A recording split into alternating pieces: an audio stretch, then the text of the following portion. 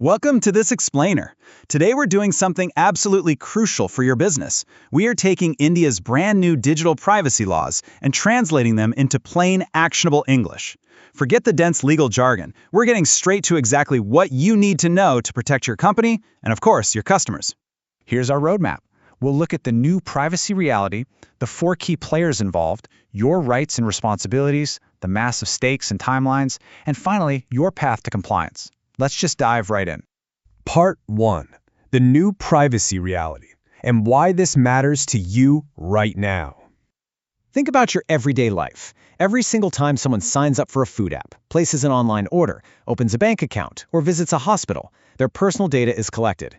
For years, it was kind of like the Wild West. Businesses collected data far beyond what they actually needed. While that landscape, it has officially changed. India now has a very real, strict law governing exactly how that data must be handled. Privacy is no longer just a nice-to-have, it's a hard legal responsibility. So what exactly is this law? Let's keep it simple. The Digital Personal Data Protection Act of 2023 set up the core principles, but it's the newly notified DPDP rules of 2025 that actually make those principles operational. If you remember just one thing from this, make it this. If your organization holds data about a person, this law now dictates exactly what you can do with it, what you absolutely must do to protect it, and what that person can legally demand from you. Now, when we say digital personal data, we aren't talking about abstract, confusing concepts. We're talking about the basics. A customer's name, their phone number, their email address, their Aadhaar or PAN details, health and payment records, their live location, or even the IP address on their device. Basically, if it can identify an individual, it falls squarely under this act. Moving on to Part 2. The 4 key players you need to know to make sense of this ecosystem. Player number 1 is the data principal. Simply put, this is the everyday person, your customer, your user, your employee. Under the DPDP Act, they are the ones holding all the power and rights over their own data. They are the true owners. Player number 2 is the data fiduciary. Spoiler alert, this is your company. If your organization is deciding why data is being collected and how it's going to be used, you're the fiduciary. That means you hold full legal accountability under the Act. The buck stops with you. Then we have player number 3, the data processor.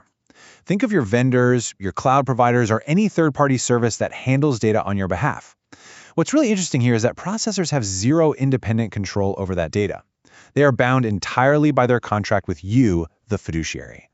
Finally, player number 4 is the big boss, the regulator, the Data Protection Board of India, or DPDPA for short. This is a fully digital regulatory authority, and let me tell you, they have serious teeth. They can investigate, summon, and penalize organizations for non-compliance. And the kicker? They don't even need a court order to start an investigation.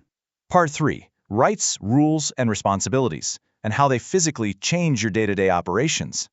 Let's talk about the new gold standard for consent. Gone are the days of pre-ticked boxes and terms and conditions buried in fine print. Consent now has to be free, specific, informed, unambiguous, and totally unconditional. Your privacy notices, they have to be in clear, plain language and available in English as well as all 22 official languages of India. On top of that, withdrawing consent has to be just as easy as giving it, which is an entire process that will soon be managed by licensed technical consent managers. These new rules give the data principal, again, that's your customer, some really powerful everyday rights. They have the right to access exactly what data you hold and see who you've shared it with. They have the right to correct any mistakes. And crucially, they have the right to legally demand you erase their data the second the purpose for collecting it is over. They can even nominate a proxy in case they are incapacitated. Oh, and they have a right of grievance, which your organization is legally required to resolve within 90 days. On the flip side, what are your organization's duties? Well, they're strict. You have to implement robust security safeguards. Think encryption and strong access controls. You can only use data strictly for the purpose you stated up front. You also face rigid retention limits, meaning you must permanently delete data once its purpose is fulfilled. You need verifiable parental consent before touching any data belonging to children. And if the government decides you are a significant data fiduciary because of your massive scale, you get extra homework, like mandatory independent audits and appointing a dedicated data protection officer. Moving to Part 4, the stakes and the timeline. What actually happens if things go wrong? I want to be incredibly clear about this.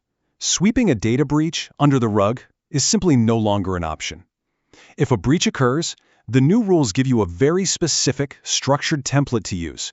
You have exactly 72 hours to notify both the Data Protection Board and the affected individuals, not a minute later.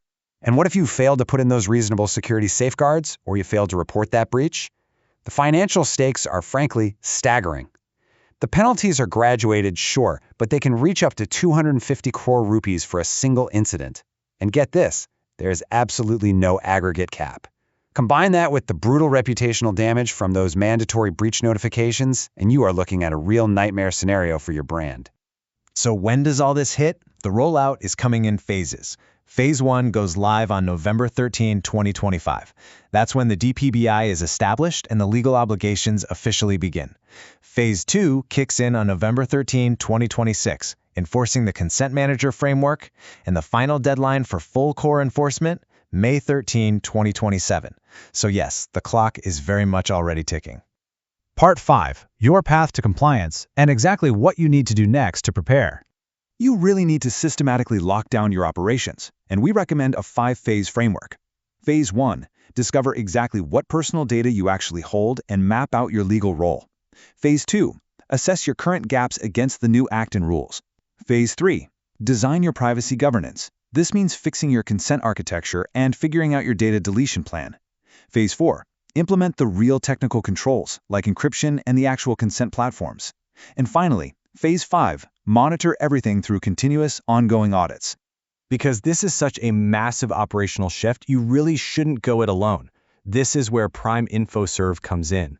They are a cert-in empaneled cybersecurity advisory, and they offer an advisory-only model to guide you through this exact framework. They aren't going to push software sales on you. Instead, they provide pure, technology-neutral advisory, from the initial gap assessment all the way to audit readiness. They make sure your vendor contracts are updated and your breach response is locked in well before those regulatory deadlines hit. I want to leave you with a thought. May 13, 2027 is the hard deadline. But if the Data Protection Board knocked on your door tomorrow, do you know exactly where every single piece of your customer data lives? And are you truly ready to protect it?